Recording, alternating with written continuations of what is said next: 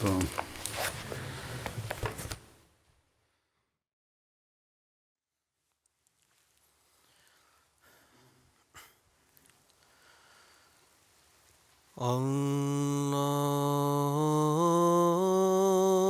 الله أكبر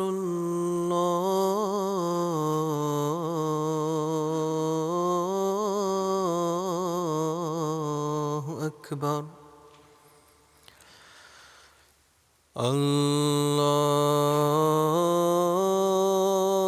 الله أكبر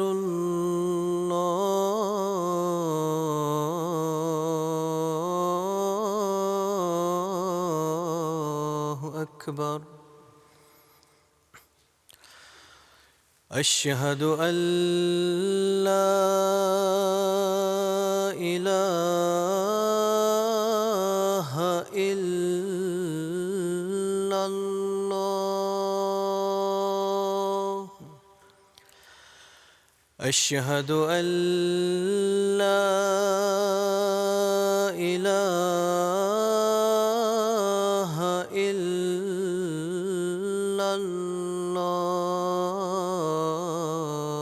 الله أشهد أن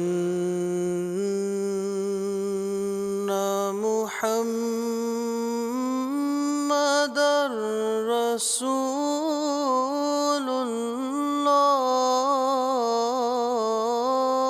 الله أشهد أن محمدًا رسول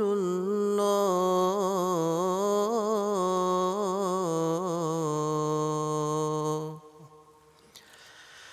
حي على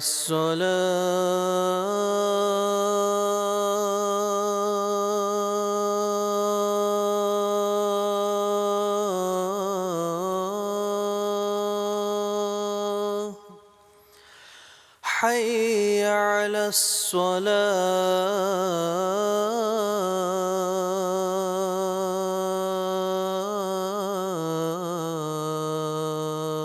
الصلاة حي على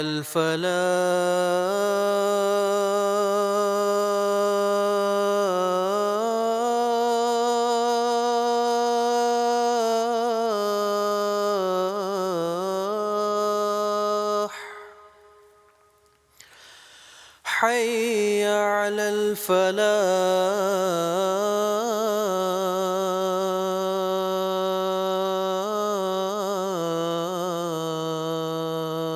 الفلاح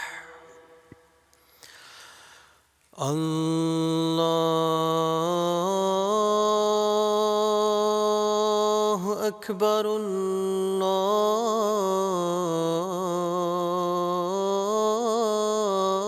الله أكبر لا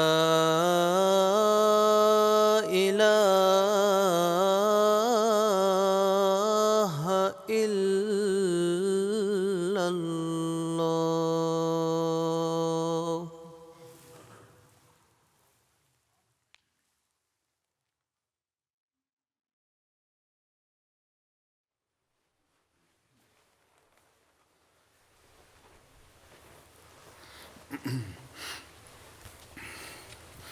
السلام عليكم ورحمة الله.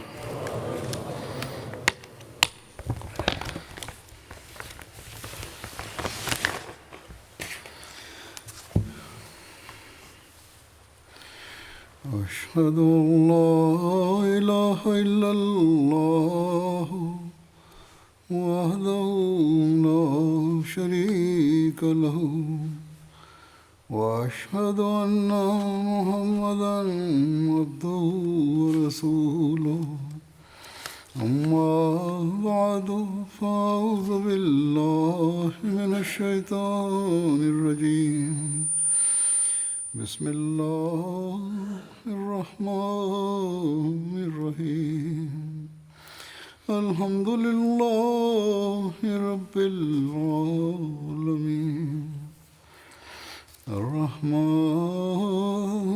الرحيم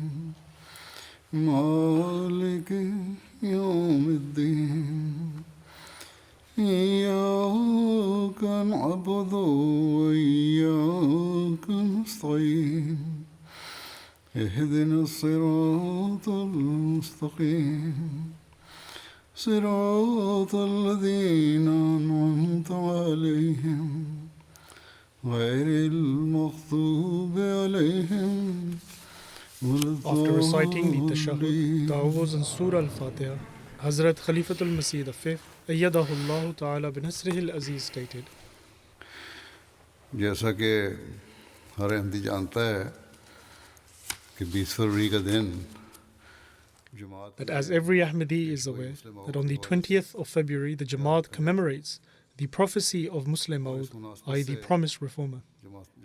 And in light of this, the various Jamaats around the world hold jalsas in relation to the prophecy of Muslim Maud.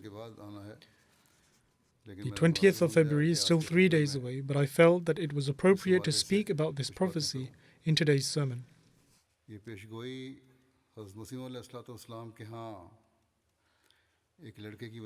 This prophecy was in regards to a son who was to be born to the promised Messiah ﷺ, and who would possess many qualities through the extraordinary help and support from Allah the Almighty.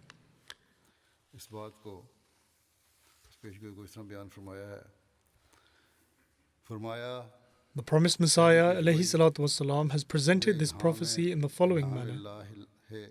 He states, Allah the Almighty, the Powerful, the High, the Gracious, the Merciful, and the Holy God who has power over all things, whose majesty is exalted and name is blessed.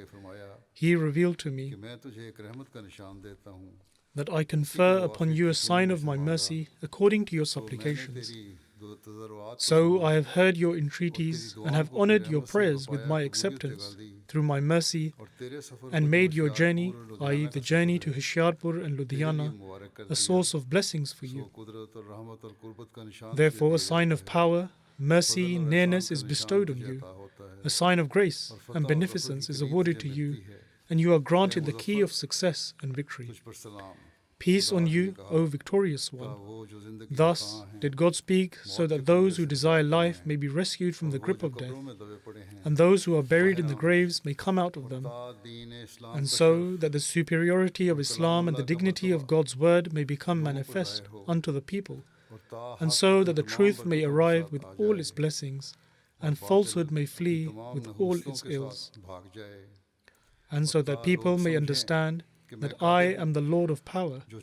I do whatever I will, and so that they may believe that I am with you, and so that those who do not believe in God and deny and reject His religion and His book and His holy messenger Muhammad, the chosen one, peace and blessings of Allah be upon him, may be confronted with a clear sign, and the way of the guilty ones may become manifest.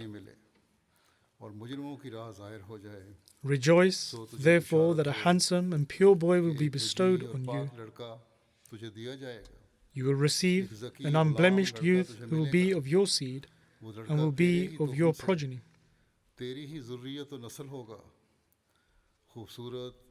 A handsome and pure boy is coming as your guest. His name is Emmanuel and also Bashir. He has been invested with a spirit of holiness, and he is free from all impurity. He is the light of Allah. Blessed is he who comes from heaven. He will be accomplished by grace which shall arrive with him. He will be characterized with grandeur, greatness and wealth. He will come into the world and will heal many of their disorders through the messianic qualities and through the blessings of the spirit of holiness. He is the word of Allah, for Allah's mercy and honor have equipped him with the word of majesty. He will be extremely intelligent and perceptive, and will be meek of heart, and will be filled with secular and spiritual knowledge. He will convert 3 into 4. And in relation to this, the promised Messiah ﷺ states that of this the meaning is not clear. It further states, it is Monday, a blessed Monday. Son, delight of the heart, high-ranking, noble, a manifestation of the first and the last, a manifestation of the true and the high, as if Allah has descended from heaven. His advent will be greatly blessed, and will be a source of manifestation of divine majesty. Behold, a light comes, anointed by God with the perfume of His pleasure. We shall pour our spirit into him, and he will be sheltered under the shadow of God. He will grow rapidly in stature and will be the means of procuring the release of those held in bondage. His fame will spread to the ends of the earth, and people will be blessed through him. He will then be raised to his spiritual station in heaven. And this is a matter decreed. Thus, in accordance with the time period mentioned in the prophecy, a son was born to the promised Messiah ﷺ, whose name was Hazrat Mirza Bashiruddin Mahmud Ahmad radiyallahu ta'ala anhu. Allah the Almighty also appointed him as the second Khalifa of the promised Messiah ﷺ. And then, after a long time, Khalifatul Masih II radiyallahu ta'ala anhu, upon being informed by Allah the Almighty, announced that I am the very son who was foretold by the promised Messiah ﷺ to become the promised reformer, i.e. Muslim Maud. Indeed, both the members of the community and non-Ahmadis have openly acknowledged the fact that he was bestowed with secular and spiritual knowledge by Allah the Almighty. He was intelligent, perceptive, and possessed many other qualities.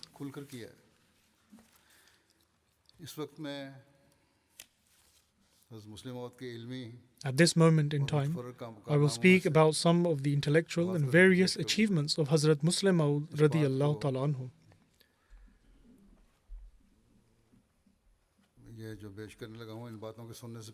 However, before listening to the details that I will present before you, it is important to keep in view the fact that Hazrat Muslim Maud radiyallahu ta'ala anhu had very poor health as a child. His childhood was spent in ailment. He also had problems with his vision, and at one point he began to lose vision in one eye. Furthermore, he had little to no secular education. He struggled to complete his primary education, but as Hazrat Muslim Maud radiyallahu ta'ala anhu states himself, that it was a promise of Allah the Almighty that he would be bestowed with secular and spiritual knowledge.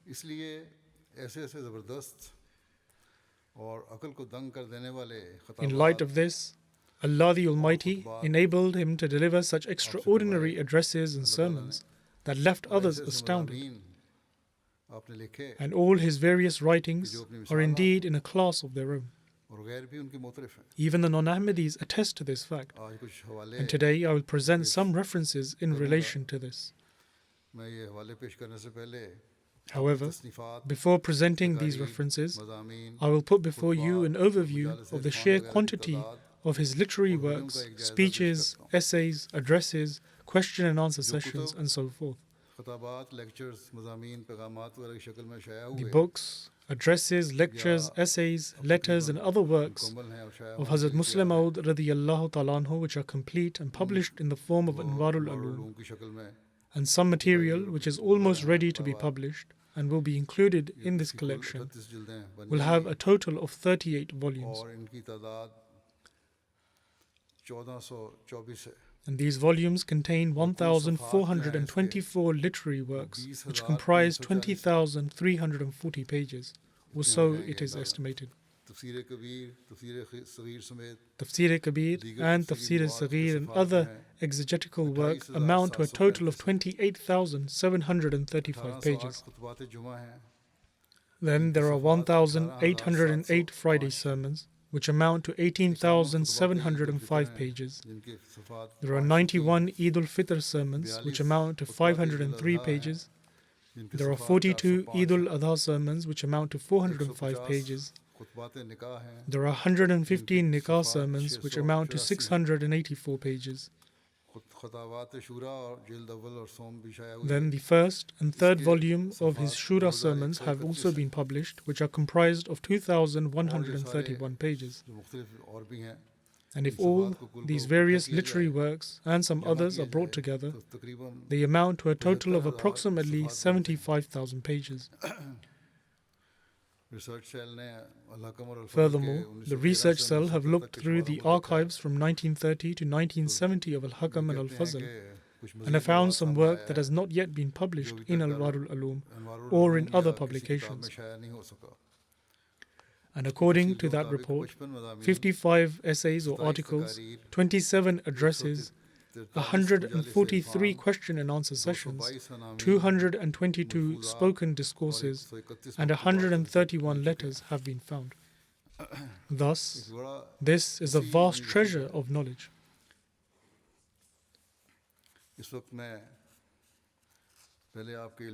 Now, among his intellectual achievements, I will first mention those pertaining to the translation and commentaries of the Holy Quran, and also the opinions and reviews of others. In Tafsir Kabir, Hazrat Muslim Maud radiyallahu ta'ala anhu has written the commentary of 59 chapters of the Holy Quran, which make up 10 volumes and amount to a total of 5,907 pages. And apart from these, thousands of pages on his exegetical notes have been found, and these are also expected to be published sometime. Also, a great work he achieved was the idiomatic translation of the Holy Quran in the form of Tafsir al-Saghir. In the latter part of his life, Hazrat Muslim Maud radiyallahu ta'ala anhu's greatest desire was to publish in his lifetime the complete idiomatic translation of the Holy Quran to a high standard, along with concise and comprehensive notes of its commentary.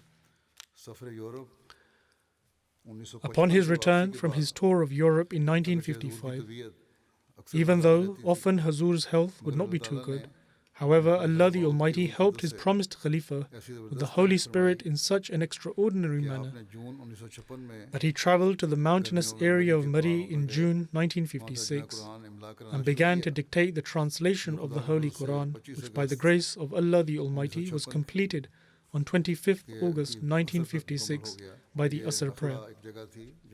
This particular area was known as Nakhla, which is next to Kallar Kahar, and has a very pleasant atmosphere. And there Hazrat Muslim Maud radiyallahu ta'ala anhu built a small settlement, and this work was done there. Thereafter, it was proofread twice, and then work was done for its publication, and proofing and various other work was completed in relation to this. On 15th November 1957, Tafsir al-Saghir was published and ready. In one place, regarding Tafsir al-Saghir, Hazrat Muslim Maud radiyallahu ta'ala anhu has written, "In my view, none of the other translations of the Holy Quran have taken into consideration the Urdu and Arabic expressions and idiomatic structure as has this translation. We can generally observe this, and also through the notes of Hazrat Muslim Maud radiyallahu ta'ala anhu, that he has greatly taken into account the sentence order and construction in his translation." He further states, "This is purely out of Allah the Almighty's grace that He has granted me the opportunity to undertake such an extraordinary task in such a short space of time. Allah the Almighty enabled this elderly and weak person to carry out such a momentous task which many a strong people could not do. In the last 1300 years, there have been many strong young men, but none of them were able to perform the task which Allah the Almighty enabled me to carry out. In actuality, these are the works of God Almighty, and He fulfills it through whosoever He wills."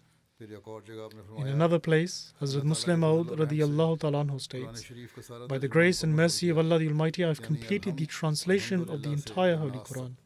In other words, from Alhamdulillah all the way to Wan-Nas, I write from the beginning to the end, and alongside that there is a short commentary, which if compared to Tafsir Kabir, it covers many subjects in a concise manner, which have not even been covered in Tafsir Kabir. Furthermore, there is the English commentary of the Holy Quran, which is another important work, and that is referred to as the 5-volume commentary. At the beginning of this commentary, Hazrat Muslim Maud radiyallahu ta'ala anhu has penned an exceptionally insightful introduction, which sheds light on the necessity of the Holy Quran among other divine scriptures, and also the pure life of the Holy Prophet, peace be upon him, the compilation of the Holy Quran and other Quranic knowledge in an unparalleled and compelling manner. At the end of this introduction, Hazrat Muslim Maud radiyallahu ta'ala anhu wrote a note of thanks and recognition, and he wrote, In conclusion, I desire to acknowledge the great services rendered by Maulvi Sher Ali Sahib, who has, in spite of feeble and failing health, devoted so large a portion of his time to the translation of the text into English. I also wish to thank him along with Malik Ghulam Farid Sahib and the late Chaudhry Abul Hashim Khan Sahib and Mirza Bashir Ahmed Sahib for the labor they have devoted to extracting from my speeches and writings the material upon which the explanatory notes are based on.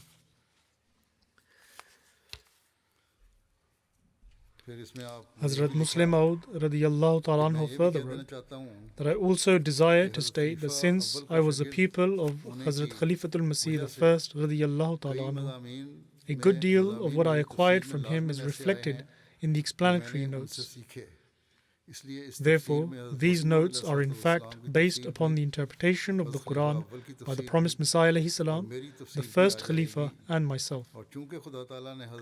Since God had anointed the promised Messiah alayhi salam with his spirit and had honored him by bestowing upon him such knowledge as was requisite for the development of this and succeeding generations, I trust that this commentary will serve to heal many of their ills. And by means of it the blind shall see, the deaf shall hear, the dumb shall speak, and the lame and the halt shall walk. And God's angels shall so bless it that it shall succeed in fulfilling the object for which it is being published. Do thou, O Lord, ordain that it be so. And indeed, whoever has read it until now, including various non-Muslims and Christians, greatly praise it. Allama Niyaz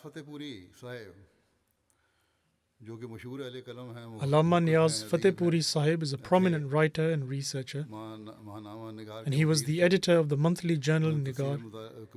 And he's not an Ahmadi, but when he was studying Tafsir-e-Kabir, he wrote a letter to Hazrat Muslim Maud radiyallahu ta'ala anhu, and he stated that I'm currently studying the third volume of Tafsir-e-Kabir, and I'm doing so in great depth.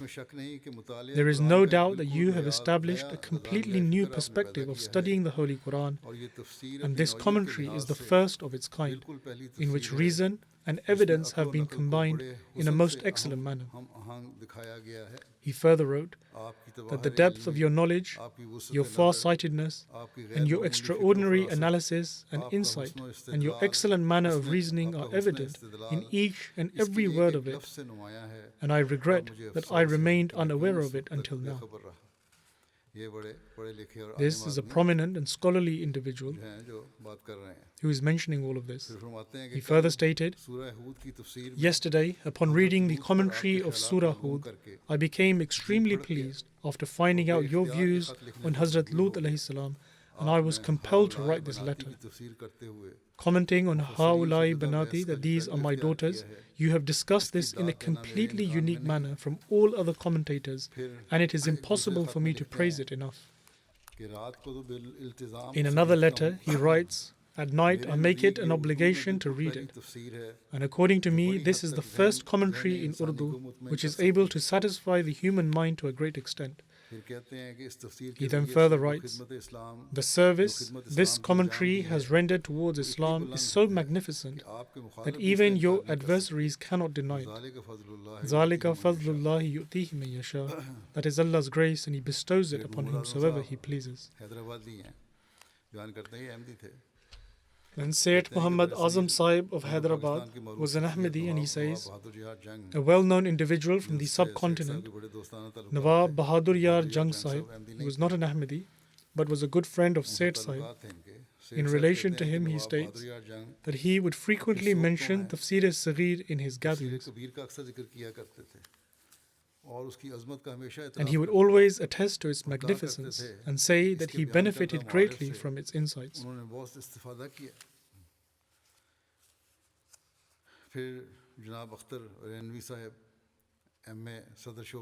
Then Akhtar Rainvi Sahib MA, head of the Department of Urdu at the University of Patna, relates a personal incident and says, I gave several volumes, one after the other, of Khalifatul Masih II's Tafsir-e-Kabir to Professor Abdul Manan Bedal, a former head of the Department of Persian at Patna College and currently principal of Shabina College, Patna.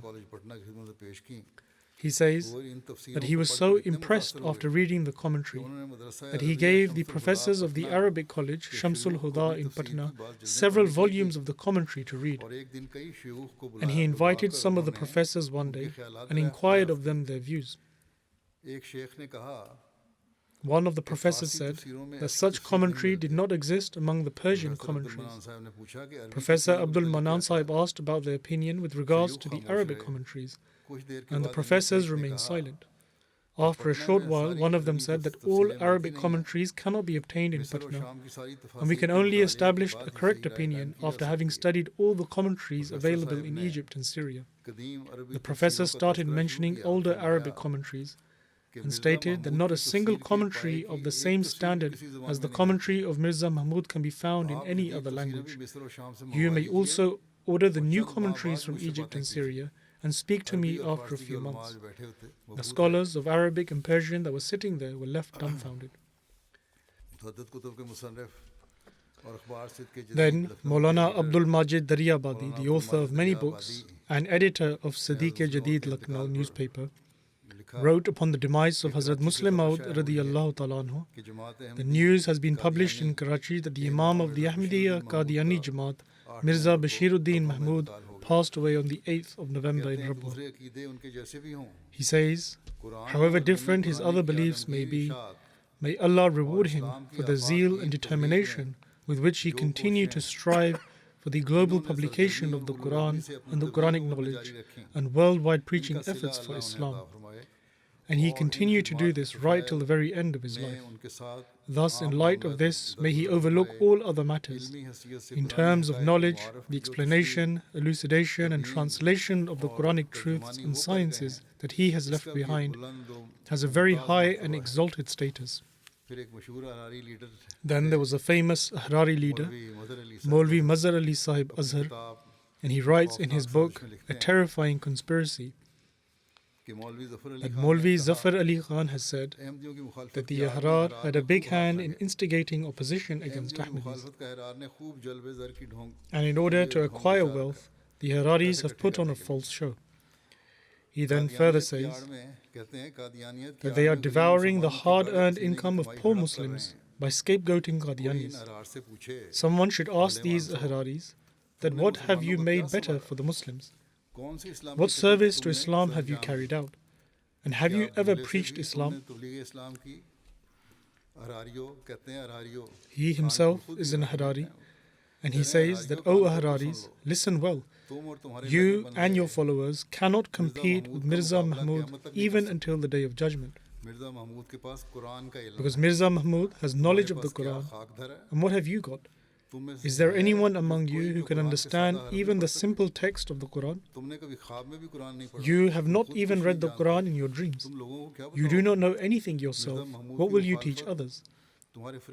Not even your angels could oppose Mirza Mahmud. Mirza Mahmud has such a community that is ready to sacrifice everything at his feet with a single gesture from him. What do you have except curses and foul language? Curse be on your treachery. He then writes, Mirza Mahmud has missionaries and experts in different fields. He has planted the flag of his community in every country of the world. I cannot be dissuaded from telling the truth. I will surely say this, that if you wish to oppose Mirza Mahmud, then first learn the Quran, prepare missionaries, and establish madrasas to teach Arabic. If you want to oppose them, then prepare missionaries. Just like they do, preach Islam in other countries. What honor is there in swearing at the Mirzais? Is this the preaching of Islam? Certainly not. This is just the desecration of Islam. Then on 30th May 1966, the newspaper Imroz Lahore published its review of Tafsir al-Saghir and stated, the Holy Quran is the spring and fountainhead of guidance for the entire mankind. And this manifest book will forever show Muslims the right path in spiritual and worldly matters, and will bring those who are lost and astray back onto the right path. If only today's scholars could understand this. He then further writes that the Holy Quran is a complete guide for one's life. There is no part or aspect or stage of life where we cannot derive help from the Quran. However, It is apparent that to achieve this, it is necessary to possess understanding of the Quran. If there is no understanding of the meanings of the established commandments of God, then how will the process of attaining guidance even begin?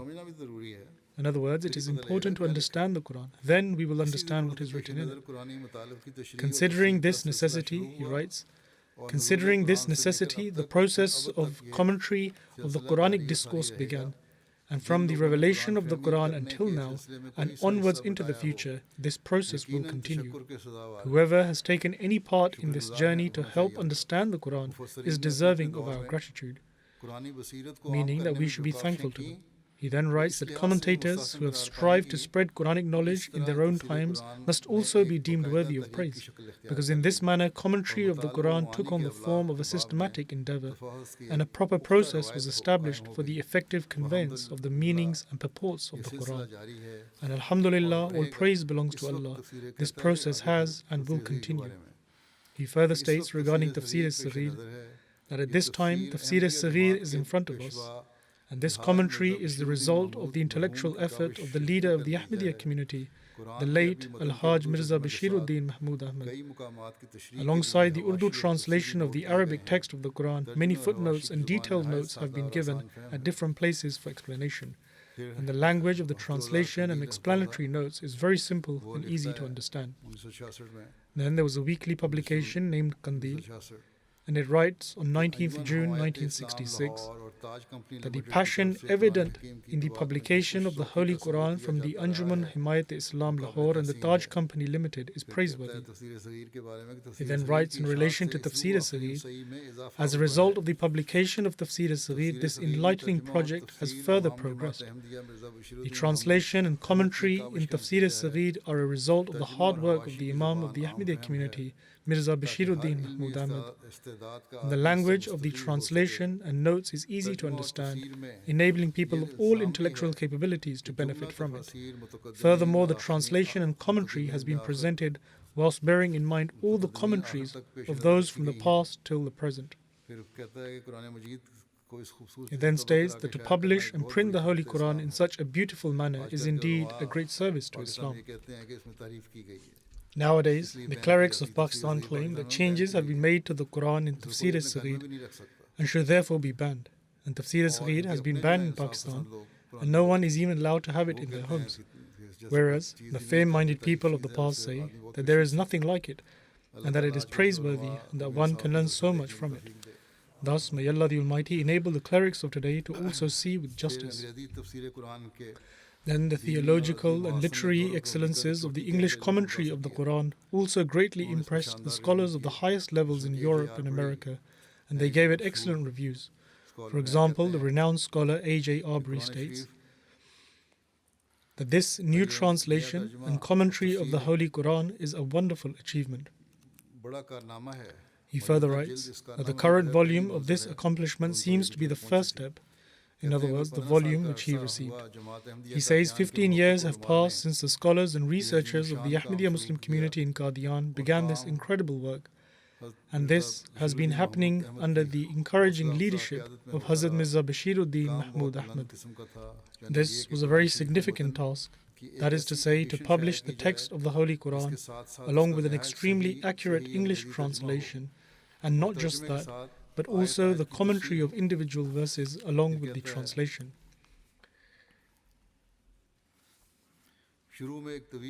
He then writes, in the beginning there is a lengthy introduction which Hazrat Mirza Bashiruddin penned himself, and he then goes on to mention what is in that introduction.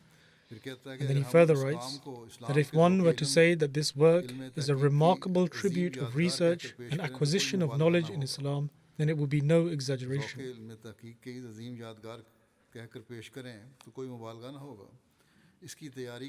He further writes, it has been prepared at every stage with the references to books of exegesis, lexicons, and books of history, etc.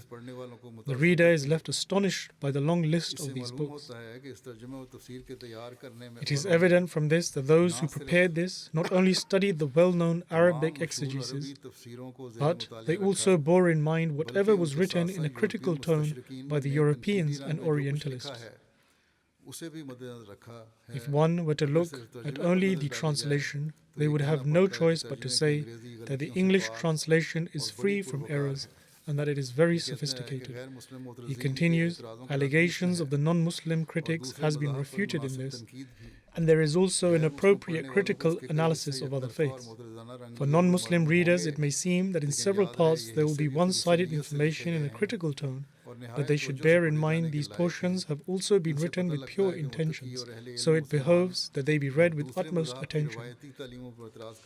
Thus, it becomes evident from these the context in which the righteous and knowledgeable Muslims criticize the traditions and teachings of other faiths.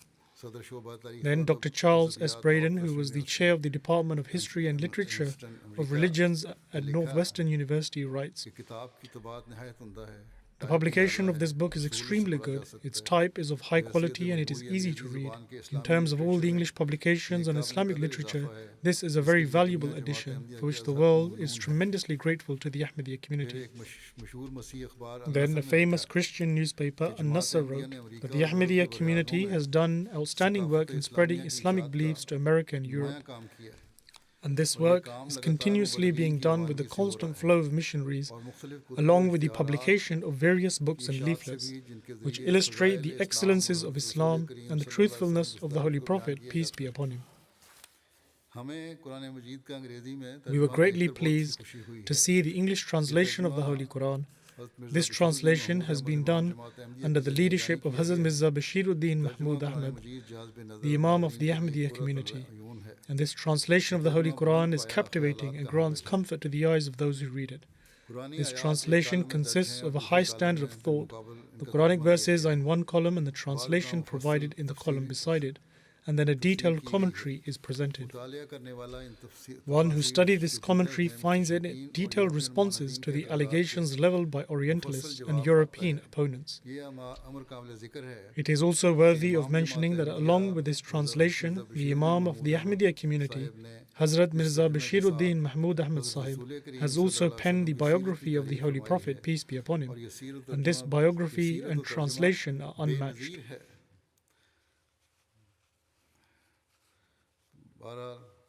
In any case, these are the comments regarding Tafsir-e-Kabir, Tafsir-e-Saghir and the 5-volume commentary. And now I will also mention some speeches. And non-Ahmadis have also praised the scholarly treasure which Hazrat Muslim Maud radiyallahu ta'ala anhu presented before us in the form of speeches. And I will also mention their views and comments.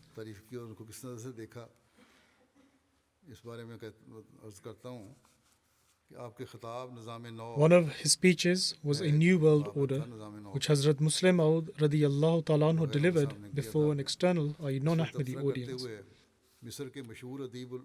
Whilst commenting on this speech, a renowned Egyptian journalist and professor, Abbas Mahmoud al-Aqad, wrote the following in a famous Egyptian magazine, Ar-Risala, about the publication of the English translation of this extraordinary lecture. He says, upon studying this lecture, it is clear that the proficient lecturer Mirza Bashiruddin Mahmud Ahmad draws the focus of a world order towards eliminating the issues of poverty and deprivation, or in other words, distributing resources equally among nations and people. He further writes, undoubtedly, the lecturer Mirza Bashiruddin Mahmud Ahmad is well aware and has complete knowledge from every angle of all the new orders in the world which have attempted to solve these problems, such as fascism, Nazism, communism, and other democratic systems. And he did not simply address them without any prior knowledge of them. Rather, he had a deep-rooted knowledge of all the new isms. Then he further writes, at the same time, he is of the belief, and a belief which is entirely correct, that the state, party leaders and governments cannot resolve these issues, which is why a spiritual power is required in order to resolve these difficulties. Because such difficulties that pertain to all of humanity can only be resolved with the collective efforts of all of humanity. Hence, faith and belief, which are the greatest means of establishing contentment and bring about boldness in undertaking righteous deeds and undergoing reformation, cannot be overlooked. He then further writes, thereafter, he examined in detail the major religions in India specifically and other religions in the world generally, in order to search for the solutions to the difficulties which the world detests, and in order to find a new world order which can be presented in contrast to the current order. And this is because it is also their responsibility to find a solution to this problem and to eliminate this difficulty. He then writes that he, i.e. Hazrat Muslim Maud radiyallahu ta'ala anhu, presented various arguments in favor of the fact that other religions could present their own orders if they had them, but in reality they would not be able to do so. He then writes, he presented many arguments in favor of the fact that out of all the religions, Islam is the only religion which has the ability to solve these problems. All people and all nations were able to implement these teachings before, and they can do so in the current age as well.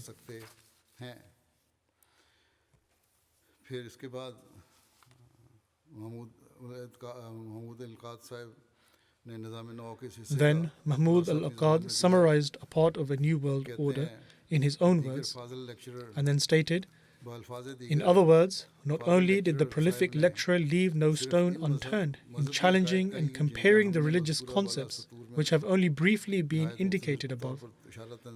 He had written in great detail, however I have not read that portion of his, but in any case he goes on to write, but he has greatly focused upon them and was extremely meticulous, because, as he stated, the belief is something that can lead to reformation. He then further writes, along with challenging and comparing these beliefs, he also challenged all of these political and social systems and thus proved that they all fall short, both practically and spiritually, in fulfilling their purpose. He then summarized the portion of a new world order which addresses political and social systems. Then he further writes, if this voice were to spread among the English of Europe and America, in fact, even if it was spread within India and those residing in the East, it will certainly prove to be impactful.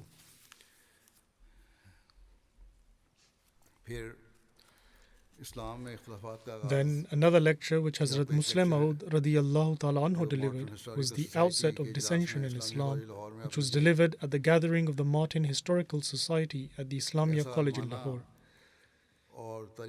This lecture was so scholarly and encompassing of Islamic history that renowned historians considered themselves to be students in comparison to him.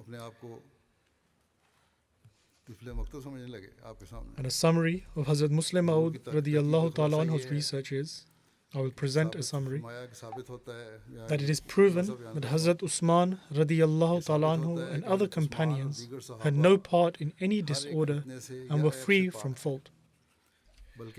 In fact, their conduct displayed a very high level of moral standards and they treaded upon the highest standards of virtue.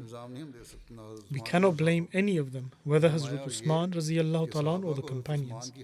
He then explained that the companions did not oppose the Khilafat of Hazrat Usman and they remained loyal until the very end. Hazrat Muslim Maud radiyallahu ta'ala anhu also proved that it was false to say that the companions rebelled, and furthermore the allegation against Hazrat Ali, Hazrat Talha and Hazrat Zubair radiyallahu ta'ala anhu of hatching secret plots is also completely false, and this was also proven in the lecture. The allegation against the Ansar of being displeased with Hazrat Usman is also false, because we find that all of the chieftains of the Ansar strove to eliminate the disorder. In any case, the impressions of non-Ahmadis regarding this lecture are as follows.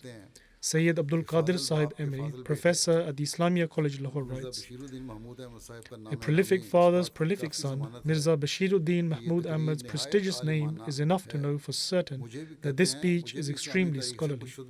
He says, I too have some knowledge of history, and I can claim that whether Muslim or non-Muslim, There are very few historians who have been able to understand the crux of Hazrat Usman radiallahu ta'ala anhu's era of Khilafat, or have been successful in understanding the reasons behind the disorder and civil war that took place. Hazrat Mirza Sahib has not only succeeded in understanding the factors leading to the civil war, but he relayed the incidents with great clarity and sequence in order to explain why the era of that Khilafat experienced such turbulent times. It is my belief that one who studies history will have not come across such research before. The reality is that the more one studies authentic Islamic history with regards to the era of Hazrat Usman radiallahu ta'ala anhu, the more lessons that can be taken away from it, and the more it is revered.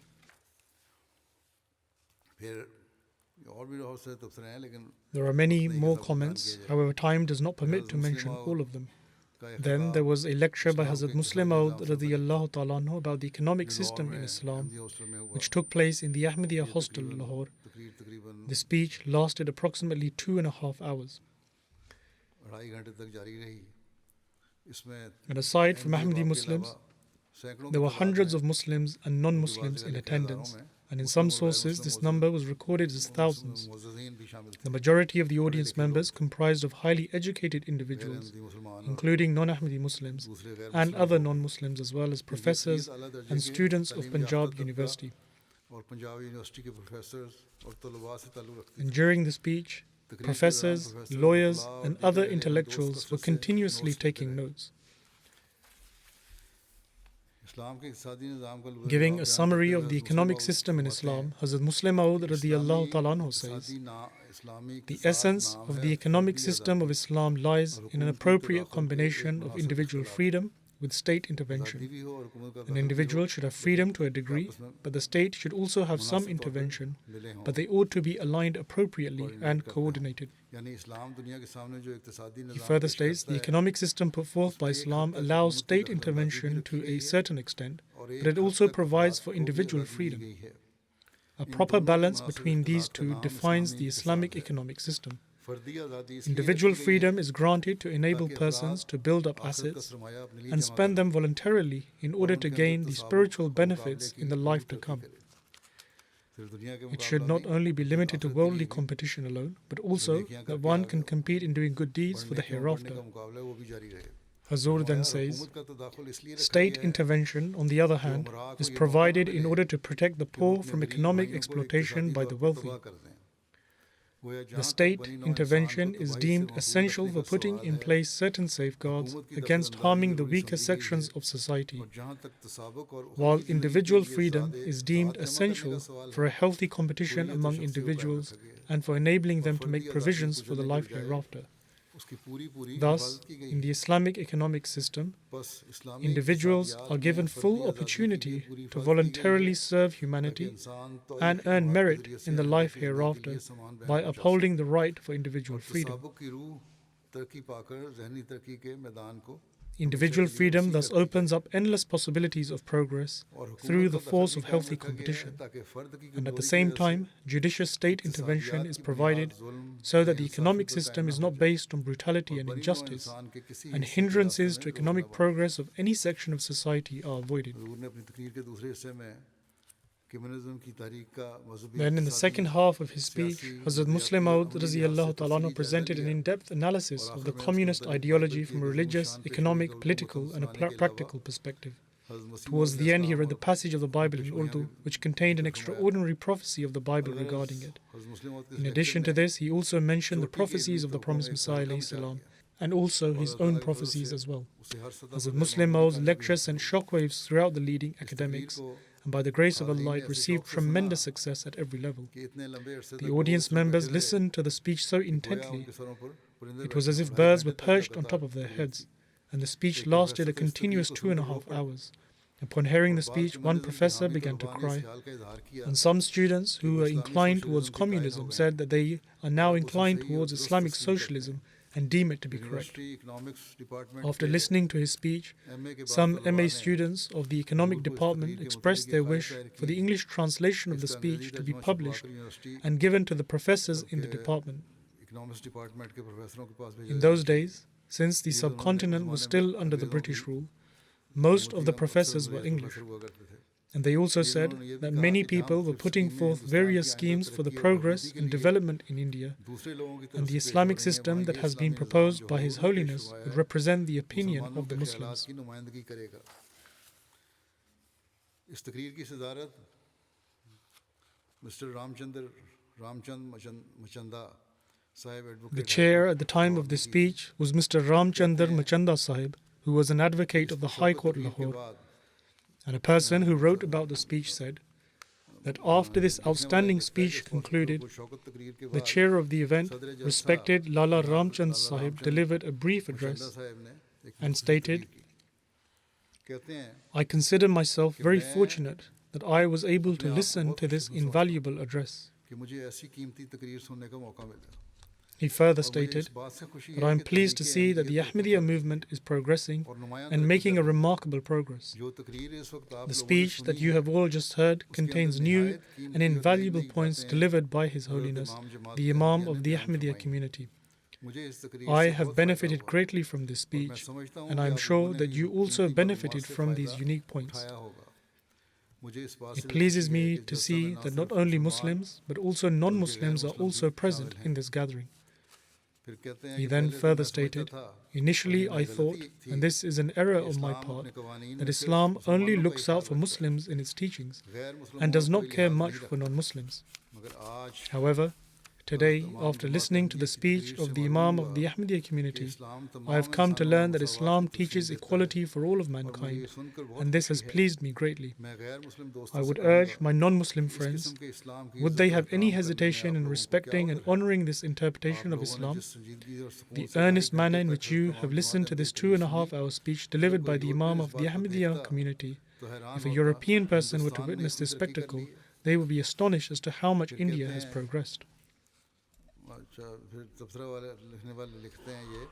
Then the person who reported about the event further states, "After listening to the speech, majority of the audience could only speak in praise of the speech.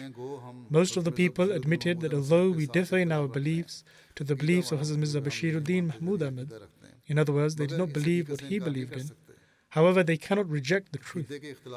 Despite having different creedal views, they cannot deny the fact that he is one of the greatest scholars of India, and this indeed is the truth.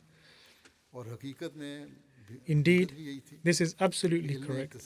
The manner in which he made reference to economics based upon Quranic injunctions and verities, and the way in which he refuted the European economic philosophy has never been presented by any person, in that even non-Muslims accept the superiority of its teachings, and those who were inclined towards communism were forced to accept the flaws within it. Maulvi Sher Ali Sahib stated that after the speech he heard some non-Ahmadi students speaking amongst themselves saying that if you still support communism even after this, then you are disgraceful. Similarly, as was mentioned earlier, that after listening to the speech, one professor began to cry. After the speech concluded, the non-Ahmadi professors and students expressed their wish that since His Holiness was not able to expand upon his views for all the topics due to the constraint of time, there ought to be another speech in which he can speak at length about the remaining topics, and so that people can be enlightened from the ocean of knowledge that Allah the Almighty had bestowed upon His Holiness. He would be filled with secular and spiritual knowledge. Syed Abdul Qadir sahab हमें vice principal Islamia college Lahore कहते हैं सदर शोबा तारीख है कि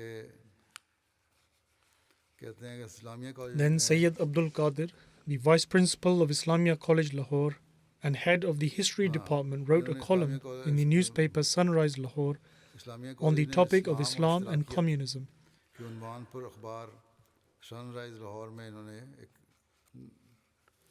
note दिया जिसका कुछ ऐसा ये है In this column he wrote, I am very proud and elated that I had the opportunity to listen to the speech delivered by the Imam of the Ahmadiyya community, Mirza Bashiruddin Mahmud Ahmad, on the topic of the economic system of Islam and communism.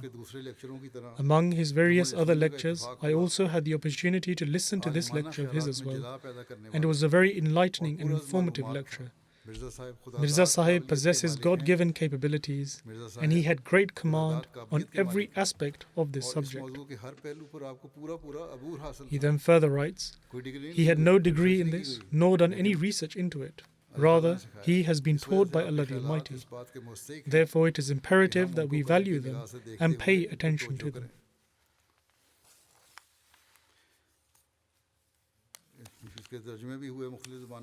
This lecture has also been translated into various languages, and after reading its translations, the foreign press and academia has greatly praised it.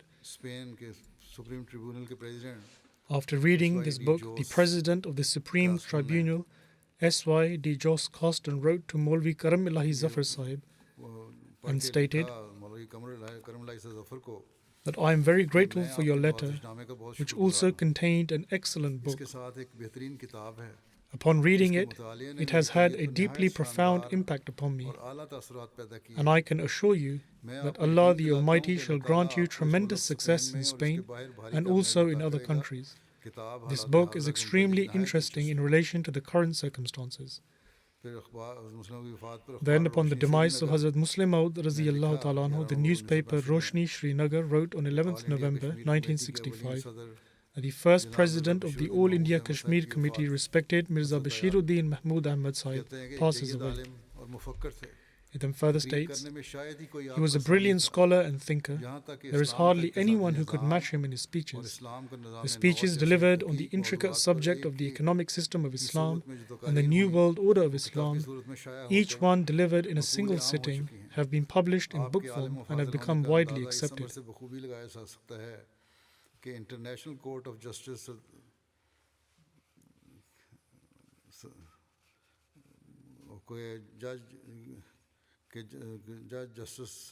He further writes that his scholarly excellence can be ascertained from the fact that the judge of the International Court of Justice, Sir Muhammad Zafrullah Khan Sahib, is also among his devotees, and the manner in which he has praised his beautiful character is indeed captivating and is very rare to find in a person. He was a fountainhead of secular and spiritual knowledge. Now even the non-Ahmadis are acknowledging the fact that he was a fountainhead of secular and spiritual knowledge. He writes, he was truly unique in his intellectual and practical pursuits. The vast majority of his life was spent in the remembrance of God and scholarly pursuits, but he was also a determined and courageous leader in the practical field of work. It further states, the heart of every Kashmiri is full of praise for respected Bashiruddin Mahmud Ahmad, for he played a huge role in seeking the freedom for Kashmir. When the Tehreek-e-Kashmir was established in 1931, he was the first president of the All India Kashmir Committee, and it was owing to his efforts that the movement progressed and had a global impact. The Wembley Conference is very well known in the history of our Jamaat. When Hazrat Muslim Maud radiyallahu ta'ala anhu's speech was read out, the externals also commented on this. Giving his brief remarks at the conclusion of the address, the president of the event stated, I do not need to say much. The address itself reflects its beauty and excellence. This is an Englishman saying this. And he says, I would like to express my gratitude to Khalifatul Masih and also on behalf of the attendees for the excellent manner in which the subject matter of the address was organized, the excellent views and the profound arguments. From the reaction of the audience, it demonstrates that they are in complete agreement with me, and I am convinced that I am rightfully expressing gratitude on their behalf, and I speak for them in this regard. He then turned towards Hazrat Muslim Maud radiyallahu ta'ala anhu and said, congratulations on your successful lecture, and among the lectures which were delivered today, your lecture was excellent. The person who was writing this report writes that a gentleman approached Hazrat Muslim Maud radiyallahu ta'ala anhu and said, I have worked in India for 30 years and have studied the condition of the Muslims and the arguments presented by their faith, because I was there serving as a missionary. However, you have presented your lecture in such an excellent, clear and meticulous manner that I have never heard it presented like this before. The lecture, in terms of the ideas, order of subject matter and arguments presented, has left a deep impact upon me. In any case, there are countless impressions like this. Furthermore, as I mentioned in the beginning, that Hazrat Muslim Maud Raziyallahu Ta'ala Anhu has countless literary works and addresses, and I presented just a few examples from them. I will also present an extract from the newspaper Fathul Arab, Damascus. In 1924, when Hazrat Khalifatul Masih II Raziyallahu Ta'ala Anhu travelled to Europe, he also stayed in some of the Arab countries, and the Arab press also mentioned their views and impressions about him. The Fathul Arab, Damascus newspaper wrote on 10th August 1924 that the Khalifa is in the 40th year of his life. He has a full black beard. He has wheat complexion. Majesty and magnanimity is evident from his face. His eyes reflect extraordinary knowledge, intelligence and wisdom. When you assess his level of intelligence by reflecting upon his facial features, whilst he stood wearing his turban which is white as snow, you will realize that you are standing in front of a person who understands you very well before you could understand him. He is able to assess you through his eyes, and he is always smiling. Regarding Hazrat Muslim Maud Radiyallahu Ta'ala Anhu, it further wrote, he is always smiling, which sometimes is hidden and sometimes becomes apparent. In other words, he is always smiling. And he then further wrote that you will marvel at the meanings and all hidden behind this smile.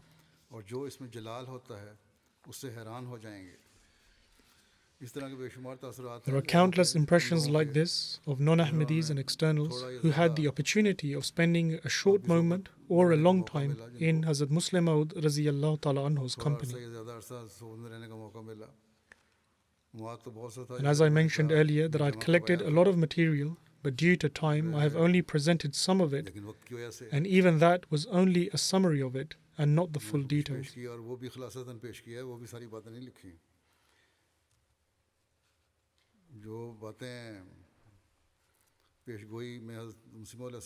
The words which the promised Messiah ﷺ mentioned in the prophecy, or rather which Allah the Almighty revealed to the promised Messiah ﷺ, have all been fulfilled through Hazrat Mirza Bashiruddin Mahmud Ahmad Muslim Maud.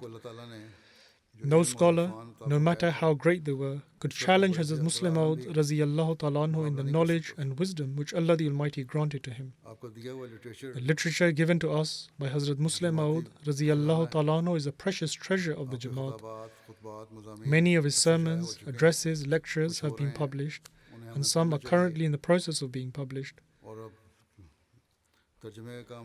We should read these, and now the translation of this literature is also being done at great pace, and inshallah will quickly be made available. A lot of material has already been translated into English and is currently being translated as well. By that I mean some small booklets have already been published. May Allah the Almighty enable us to derive benefit from the knowledge and wisdom contained in these.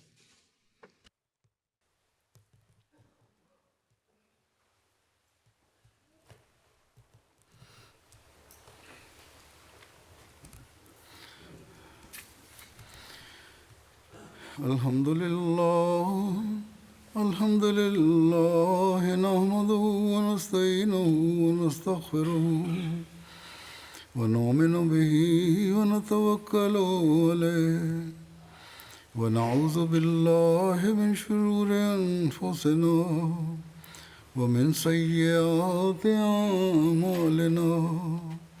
Man yahdihillahu fala mudilla lahu ومن يضلله فلا هادي له ونشهد أن لا إله إلا الله ونشهد أن محمدا عبده ورسوله عباد الله رحمكم الله إن الله يأمر بالعدل والإحسان وإيتاء ذي القربى وينهى عن الفحشاء والمنكر والبغي يعظكم لعلكم تذكرون اذكروا الله يذكركم وادعوه يستجب لكم ولذكر الله